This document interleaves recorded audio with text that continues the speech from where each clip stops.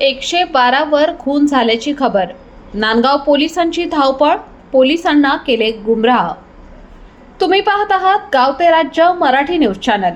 नांदगाव शहरातील ST colony येथे खून झाल्याची माहिती 112 नंबरच्या कॉलवर देण्यात आली असता खुनाचे गांभीर्य लक्षात घेऊन नांदगाव पोलीस ठाण्यातील गोपनीयचे कर्तव्यदक्ष पोलीस शिपाई दत्ता सोनवणे व पोलीस हवालदार केशव सूर्यवंशी हे घटनास्थळी हजर झाले.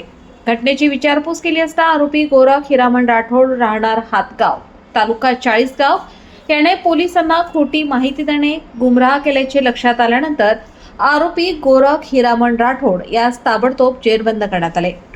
गोपनीयचे कर्तव्यदक्ष पोलीस शिपाई यांच्या फिर्यादीवरून नांदगाव पोलीस ठाण्यात गुन्हा रजिस्टर नंबर 185/2026 भारतीय न्याय संहिता 217 प्रमाणे गुन्हा दाखल करण्यात आला आहे. पुढील तपास सहाय्यक पोलीस निरीक्षक सतीश गावित हे करीत आहेत.